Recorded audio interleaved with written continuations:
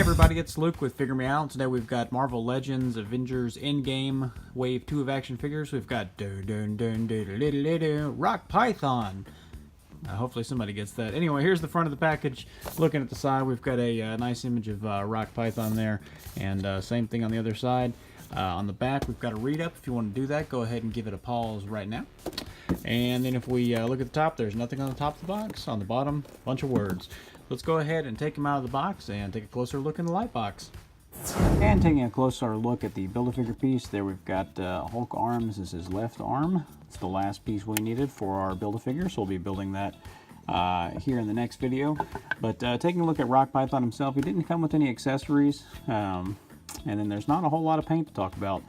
Looking at his face, it's painted well enough. It looks really good. Clean black lines around the white of the eyes. His teeth are on there nice, which is great. And these do look like they're cast in two separate pieces. His lower, like his mouth area, and then the helmet is two separate pieces. So that, you know, no paint really issues there. That looks okay. On the chest, it is a little sloppy there. You can see where the paint kind of pulled up in the center there, it looks like. And there's a couple spots missing. Minor gripes. You know, nitpicking. There's really the chest, the abs, and then the top of the arms look like they're painted as well. And it matches well enough. I mean, there's some spots where you can see through. I haven't really posted them around too much. So this is just out of the box. We have a little bit of these issues. Looking at the legs, no paint there. Numbers on the back. Peg holes at the bottom of the feet. So let's go ahead and take him out of here and we'll talk about articulation. So here he is out of the light box, and talking about articulation, this guy is, you know, he's pretty standard as far as his body goes. He can look up pretty good. That but that headpiece does kind of get in the way just a tad, but you can get him looking up pretty much as far as you need. He does look down all the way, so he buries his chin into his chest. You do get side to side, and you do get a little bit of pivot, not a whole lot, but some, which is good. At the arms, they go out about that far. They do a full rotation at the shoulder there. Got a bicep swivel, got a double jointed elbow that comes in pretty far. At the wrists, they hinge down and up, and then they have a full rotation there as well.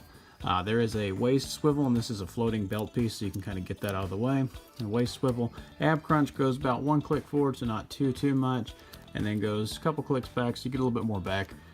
At the legs, they go out about that far, and this one didn't crack like Loki did, so that's good. They go forward pretty good. As you can see, they have a thigh swivel, excuse me, not a bicep, not a thicep, but a thigh. Anyway, they do go back a little bit. Thigh swivel, double jointed knee, can't talk today. Double jointed knee comes in pretty good.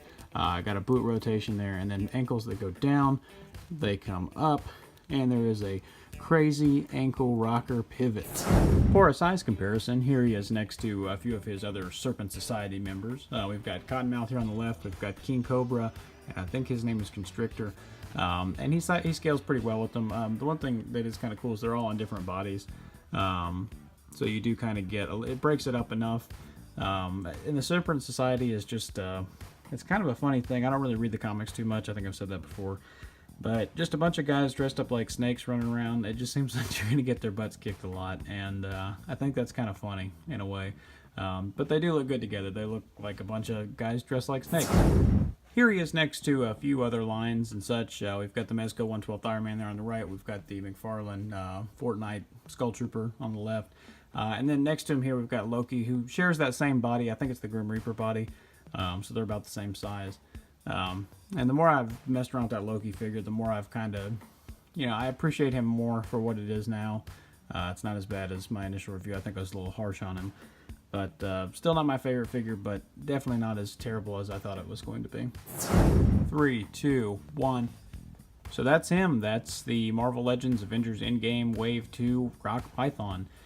Next up, we got the Build-A-Figure Hulk, so stick around, come back for that. And what did you guys think of this figure? Did you like it? Were you asking for it? I don't know that I was. I don't know that anybody really was, but we got him either way, and he's not terrible. I wish he would have come with some accessories. I don't really know what you'd give him. Maybe a gun or something. That'd be kind of nice. But either way, like I said, hit like, hit subscribe. Check me out over on Instagram at Luke_figuremeout at Instagram.com. And in the meantime, happy collecting.